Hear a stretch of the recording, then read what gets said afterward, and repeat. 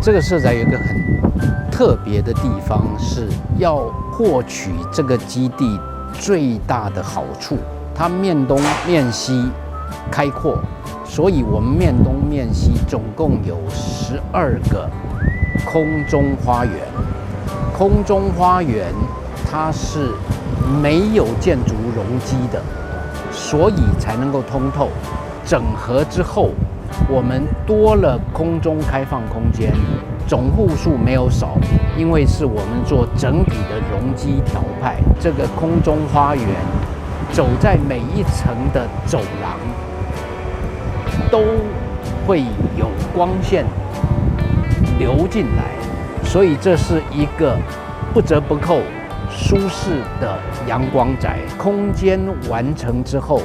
大家是在这里除了居住之外，有沟通，这个就是社会住宅一个很重要的命题之一，而不是全部挤压在一栋建筑物，除了居住没有其他功能。所以你可以看到2楼4个吧台亭，以及2楼的洗衣空间、公设空间。这个地方的公设是毫不吝啬的发放给所有居住的人，而且包含路过的市民。所以你可以看到1楼的中庭贯穿了在西边的台南公园、东边的成大力行校区，以及未来铁路地下化以后的遗址公园。所以我们把地面的开放空间还给大家，所以除了居住的居民之外，路过的市民也可以共享。宜居小东呢，这次招租有376户，那其中有分3个房型，一房型有221户，那2房型有122户，3房型有33户。那我们目前受理的期间呢，总共有3150件的一个受理申请。那我们预计是在3月份的时候，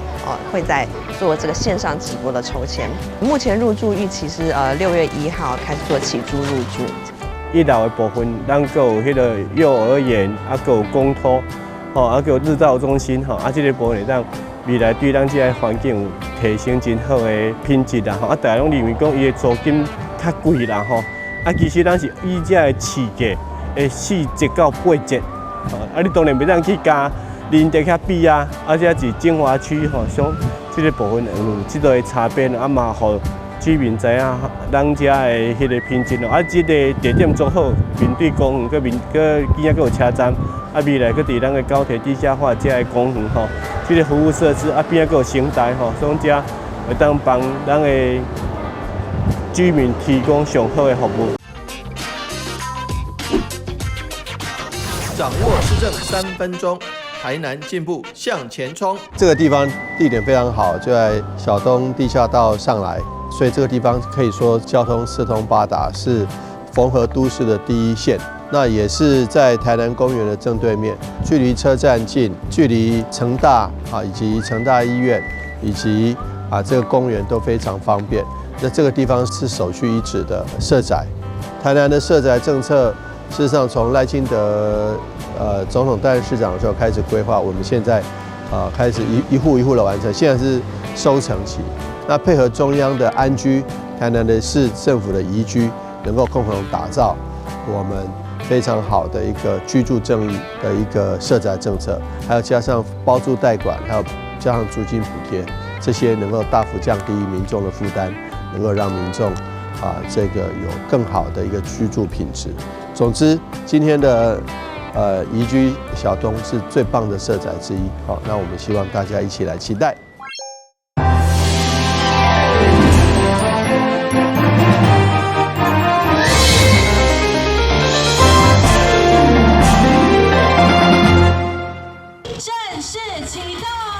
台南任市长王伟棣甲市府团队3支棒球学校启用亚太国际棒球训练中心新棒子球场，共同见证台南棒球运动的里程碑。中华职棒联盟更经过实体现刊以及审查会议，将正式成为比赛场地。3月29开幕战，这座全新球场嘛要接受职棒赛事甲球迷检验。目前为止，全国最大的户外棒球场，总共25000个座席。那现在呢，开幕首日3月29日的这个票都已经卖完了。台南球迷反应相当热烈。这回新棒子球场有加安排48场赛事，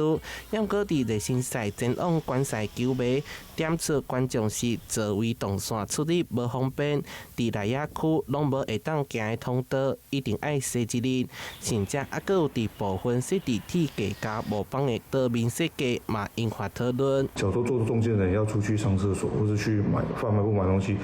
就是要跨过走道的时候比较难走，还有一些上下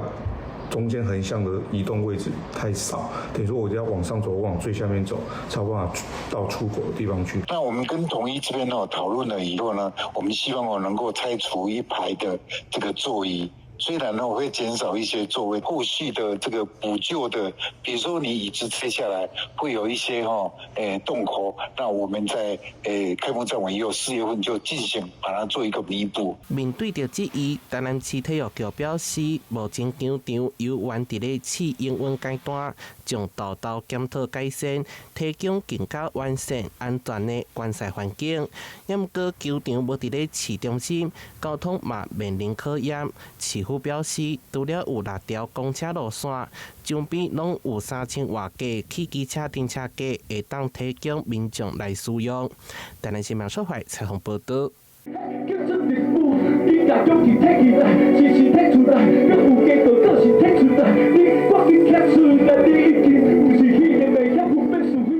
回应今年台南市言论自由日畅所欲言的主题，台语歌手阿家嘛用音乐勇敢唱出对历史、政治、人权的心声。该既然日上早是2012年，当时担任市长的赖清德，为了纪念陈南荣追求100%言论自由而牺牲的精神，率先来制定。所以陈南荣基金会每一档嘛拢会派员出席，肯定台南市持续透过多元的活动来提醒社会大众，这不是天顶落落来礼物，更要紧的是袂当被误解。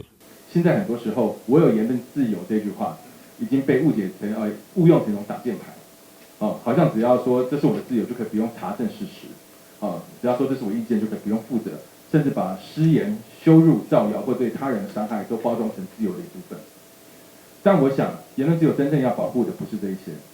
言论自由真正要保护的是让人民可以讲真话，可以表达不同的意见，可以监督权力替弱势发声。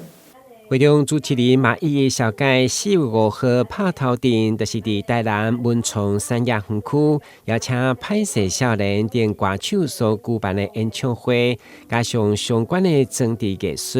要用各种的形式来传达言论自由的内涵，嘛邀请大家用歌主张来勇敢表达。歌主张，台湾作为亚洲言论自由最好的第1名的国家，我们更是珍惜这份、守护这份得来不易的言论自由。我们也期待各位好朋友一起来，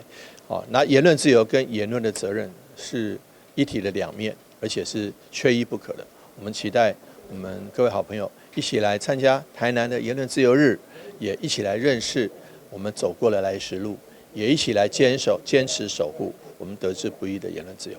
今年较特别的嘛，串联真侪咖啡厅来进行微型展览，和言论自由的议题加入民众的日常，展开更多元的公共对话。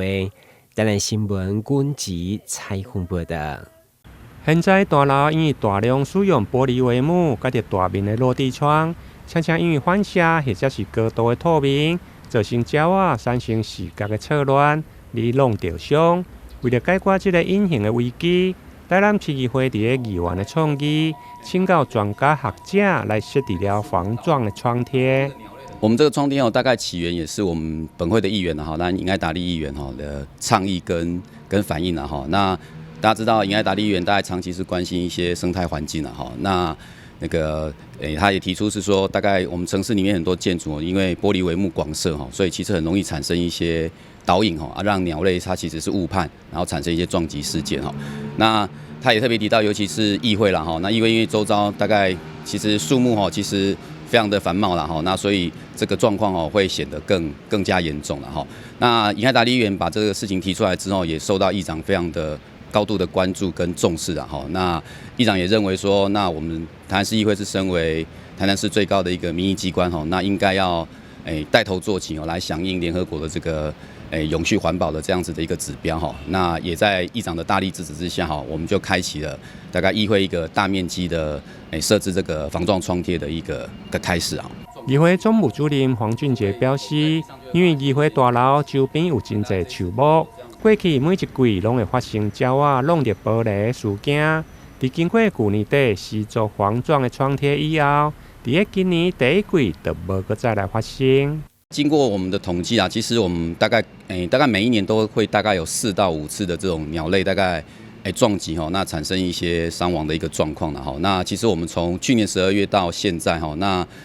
大概目前大概经过一季大概接近4个月的这个部分其实就没有再发现有鸟类这种误撞的一个的状况了。那我们相信应该未来长期的观察，应该成效也是非常好。那当然这个期间大概我们也接到蛮多媒体朋友跟市民的反应都认为这是一个非常非常好的一个作为所以这个部分我们也会持续来观察，持续来注意。议会伫请教专家表示，因为焦虑的时间甲着人无同款。必须爱伫个玻璃来设置特定距离、甲着规律的电状的图样，同时嘛，甲议会机关的意向融入去符合防撞标准的图样当中，同时兼顾议会建筑原有的质感，希望会用作为全市的领头羊，打造无窗纱生态的永续环境。台南新闻林英根采访报道。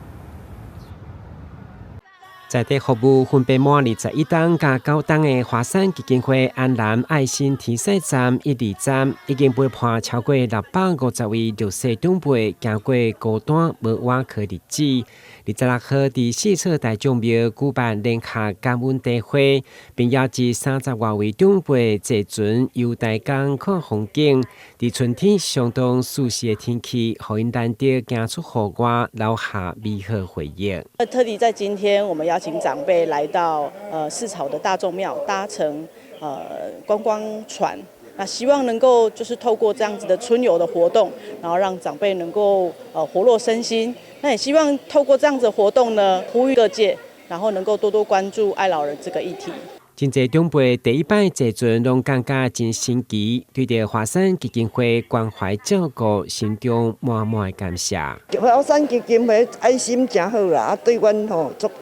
照顾啦，今仔活动阮感觉足欢喜安尼啦。基金会嘛伫这位面台见证，感谢长期支持的企业甲志工。今天也特别带长辈出来玩坐船，我相信对长辈来讲都是一个很棒的回忆那也因为我想，其实不管是疫情的关系，大环境的关系，其实华山基金会的捐款是受到很大的影响也希望未来有更多人能够支持，能够让基金会可以照顾更多的长者。有一个好所在，会当讲来参加华山基金会的各项活动。就有华山基金会的付出，让咱老人有更好的照顾。面对超高龄社会，尤其安南区人口超过20万，老化速度明显，所以华山基金会除了办活动，增加社会参与，到5日节等重要的节庆，卖推出一份600块的关怀礼包，邀请大家领用，做伙加入爱老人的行列。台南新闻军集采访报道。旅游景点、私房秘境拢底家，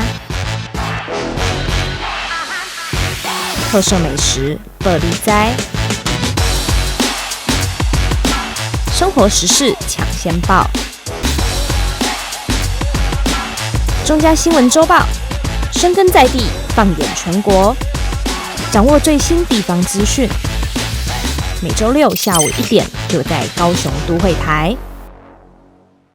每年的3月是全台各地黄花风铃木陆续盛开的季节。位伫台南市议会后面的南道路路边嘛种了几丛的黄花风铃木，其中一丛因为靠近停车场，民众经过拢会停落来翕相。因为盛开加上翕相方便，民众嘛学了这丛是台南市上接地气。我之前是路过啦，然后后来我觉得它很美，所以我就变成每一年，其实它都差不多这个时候会开，所以我就每一年都会来，因为我觉得它是全台南市开的最漂亮的那个银铃精灵木，而且我觉得它最接地气，就很好拍。可是我也很怕很多人知道，因为我也觉得很多人知道，很多人来其实就会破坏它，因为有的人会摇树啊，然后想要享受那一种落英缤纷啊。我是觉得我很珍惜啦，我都只是拍，我绝对不会去碰它。然后我觉得它每一年都开得很满，很丰盛，所以我觉得我都会跟这一棵树说谢谢。亲像这位吴小姐，因为住伫咧附近，几乎逐天经过，拢会看到开花状况的变化。伊表示，植物的生长环境就是甲人同款，环境优先，植物就生长好。每一年都如期而至，然后丰盛，很丰盛，很带给我们很丰盛、很美好的那一种春天。而且其实黄色代表的就是财，就是那个财运，所以我也会觉得它给我满满的能量。议会周边除了黄花风铃木，另外嘛有几丛绿树屏风的树木，目前嘛正在开花当中。不过因为花蕊较细，色调嘛较属于暗紫色，民众爱详细才能够看到花蕊的水。台南新闻李英根采访报道。影片中学校周边的路口优化，将校门口人行道褪色、拆除围墙，让整个校园门面亮起来。不止家长接送，也就是学生行路到学校，拢变甲相当的舒适。因为少了甲车辆争夺，也多了几分安全。这款的改变是市府这几年来积极改善同学步道的具体成果。同学步道，我们围墙内说，它保障了我们同学上学的安全，还有我们社区民众出入的一个安全。所以，我们社区的家长、社区的民众对于同学步道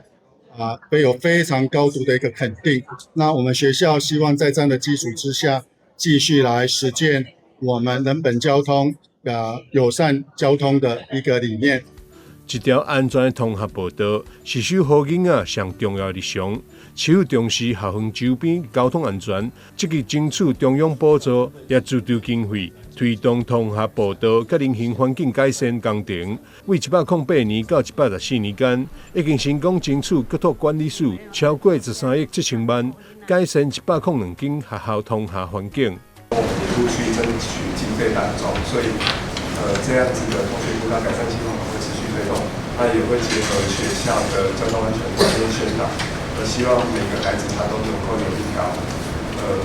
安心上学的路，快快乐乐的来上学，也能够平平安安的回家。学校步道改善分别分为路口优化、人行空间拓宽、建置无障碍设施，甲通学动线重建等设施，一步步打造安全而且友善的步行环境，让囡仔行会安心，家长更加放心。在这一次的计划底下，我们进行围墙的内缩，以及相关一些交通号志以及标线的一些调整，让这一次的计划工程可以稳定的执行。那最后，我们也跟公路总局这里申请了第2期的步道。那最后结合了学校的一些地景，建构了出一条友善型的一个步道。那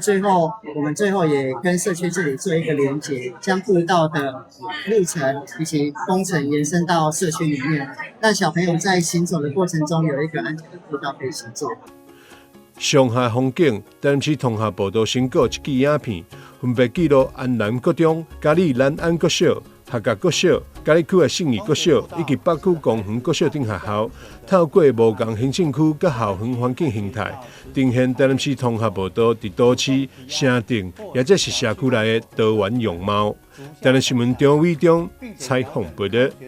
高耸的灯塔与周边广阔海岸沙丘形成独特的荒凉景观。有台版撒哈拉沙漠之称的台湾极西点七股国政灯塔，在行政院核定微笑南湾计划中，将投入13亿经费进行旅游设施改善，结合星空、气象等特色，打造4大展馆，还包括充满奇幻感的极西游变所。那这个已经是一个4年的计划哈，这个特别的计划目前在我们执行当中哈。那第1年我们已经先取得了土地有14公顷，好，那整体的规划，那现在规划进行到期中报告完了，那后续我们会再办一些跟包括邻里长啦，还有观光业者一起来讨论。立委郭国文趁着期末规划前，特别召开地方座谈会，地方希望纳入周边的文化景观生态与当地特色农渔产，同时改善相关联络道路，串联七股盐山、黑皮保护区等景点，吸引旅游人潮往北移动。府城过去的观光压力其实非常的大，那透过这一种不同的观光景点的创设，可以达到观光解压的效果，也可以带动地方的发展，达到区域发展的一个平衡。这一次的点事实上包括一般游客的需求之外，我们也可以希望把当地的特产跟这个点去做一个结合，所以有预留一些所谓的商业营运的空间。不过微笑南湾属于新兴计划，目前仍受限于立法院总预算案的僵局，呼吁蓝白阵营尽快审查预算，别让地方乡亲期盼多年的极西点开发案陷入停摆。记者收怀谈的报道。走进中立1号社会住宅的1号空间，阵阵咖啡香伴随着淡淡的香草气息扑鼻而来。这里不再只是冷冰冰的公共设施，而是充满温度的社区大客厅。柜台后方忙碌的身影是续咖啡的2位共同创办人钟雪珍与何宇轩，一位是专注食农教育的青农，一位是擅长园艺治疗的老师，两人携手合作，将对土地的热爱转化为创业的动力。桃园市青年局长侯嘉玲特别到场祝贺，肯定这2位女力伙伴的勇气与创意。他认为，青年创业不仅是开一家店，更是将地方创生的理念落实到生活中。这个基地呢，除了一个有咖啡吧之外，我们还有一些地方创生团队的策展的一个空间。那大家可能可以透过今天的记者会，可以看到我们很多团队的呈现。另外，今天主要续咖啡是由我们2个女力的女生一起来成立的一个咖啡。那从一开始想要做地方创生开始，走出来做自己的品牌，所以特别透过这样的一个场域，让他们验证自己是不是可以继续在未来做咖啡这件事情。那这2位伙伴呢，是我们地方创生的团队，他们之前也在做一些相关的青农相关的一些活动。我想地方创生的团队其实是遍布在我们各区地方。我们今年也要成立一个公私立合作，希望在更多的地方让地方创生可以被看见，也希望吸引更多年轻人来参与地方创生。我想我们各市府很多的基地，不管从文创、地创或是我们科技相关的基地，都是希望更多的年轻朋友加入我们。原本长期在户外推广农事体验的钟雪珍坦言，转型经营实体店面是一大挑战，但面对极端气候对农业的影响，他认为这是一个必要的转变，希望能创造一个不受天气限制，让民众随时都能亲近自然的空间。其实是因为我们一直都有去跟青年局拿一些，就是像青年永续经营计划、补助计划，那我们其实跟局处一直都是有互动的。那这个点其实它就是青年局在辅助青年就业、创业这个平台。然后呢，我们已经跟局处合作好几年了，所以我们觉得说，我们之前就是在做食农教育跟农业相关的，所以我们想说我们来这边尝试看看。对，所以我们就会以我们擅长的，比如说节气啊，或是说蔬果当季在地的东西，然后我们就会以这些来规划一系列的课程，跟民众互相交流，然后保持一个就是慢慢的拉近感情这样。除了提供餐饮，续咖啡也充分利用1号空间的场域优势，举办各式各样的体验活动，像是日前举办的小小咖啡师体验，就深受社区亲子喜爱。未来还计划推出咖啡渣循环利用的课程，以及园艺手作坊。青年局表示， 1号空间作为地方创生基地，提供了租金优惠与业师辅导，就是希望像旭咖啡这样的团队能无后顾之忧的尝试与创新。随着更多像这样的青年团队进驻，中立1号社宅不只是居住的地方，更将成为桃园展现地方创生软实力的重要据点。记者李成浩桃园采访报道。车子通过同盟路段，如同爬好汉坡一般，得加足马力向上开。只是开到最上头，驾驶才惊觉到对向车子的动向。不止如此，另外安全岛更向此偏移，稍一不慎便会撞上，十分危险。我骑上来感觉一直注意前方的话，那可能因为它有偏差的关系，那可能会没有办法注意到对向来车。尤其是晚上的话，如果视线更不好，我觉得可能会比较危险一点。下底要起来到顶头遮无，遮头前有一支这黄状迄个电火的条啊伫遐，有可能起来的人看无，可能会怎弄对去条啊落。安尼记录叫你做安尼是真水，不过它有死角。你上坡的时候对面的车道煞往它的左边偏，迄唔知影人都爬起来先啦，驶较紧速，唔知影就对个中央分割道甲结落啊。九如路桥日前曾进行抬高工程，因此在衔接同盟路段的部分，路面坡度差相当大，两端左转会车几乎看不见，形成视线死角，相当危险。有鉴于日前发生严重事故，地方希望政府单位能把路面坡度差、视线死角及时修正，或是设立警告标示，避免通车时重大事故再次发生。因为这边迄阵啊已经弄死一个伫遮，咧等时间的时就死一个伫遮。我希望讲这条桥做好，开4-5亿伫遮做我讲爱做好者，唔通阁有产生死角。担心若发生人命的时阵已经要改真的是有较慢小可啊！我希望讲咱新建工程处要把这个死角的问题拿出来台面讲，你提早可以在这边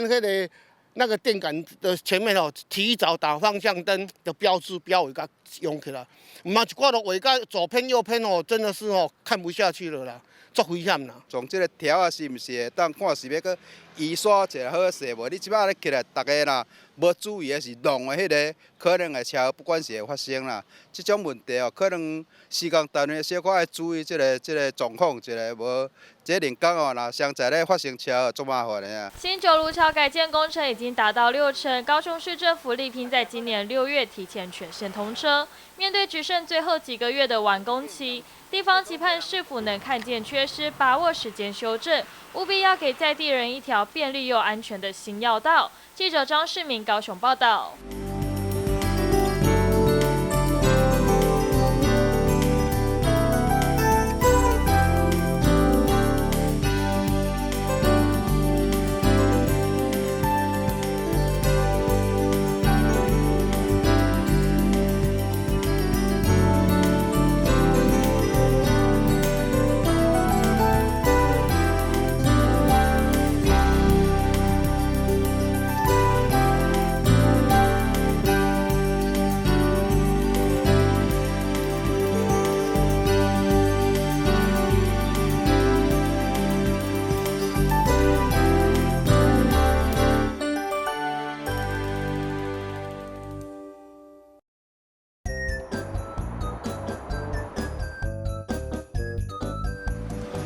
汽机车行经路口，请放慢车速，注意周围人车，并礼让行人优先通过，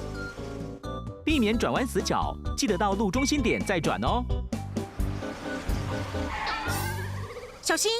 行人也要遵守交通规则哦，请依照交通号志指示，走在行人穿越道上，专心快步通过，并随时注意车辆的动态，在安全处所等待，确认绿灯秒数足够再过马路哦。车辆慢暂停，行人安全行。内政部警政署关心您。以后你们想做什么工作啊？我想当建筑师，盖很厉害的房子。我要当少年股神，投资赚很多钱。啊！少年股神？真的啦！这个群组里面大家都说老师报的名牌很准，稳赚不赔。这么夸张？一定是诈骗！政府及柜买中心一直在宣导，不要加入陌生群组，不要随便相信名牌，稳赚不赔都是骗人的。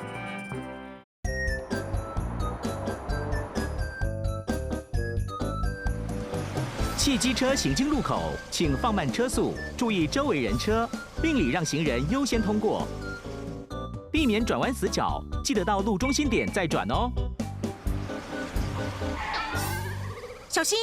行人也要遵守交通规则哦，请依照交通号志指示，走在行人穿越道上，专心快步通过，并随时注意车辆的动态，在安全处所等待，确认绿灯秒数足够再过马路哦。车辆慢暂停，行人安全行。内政部警政署。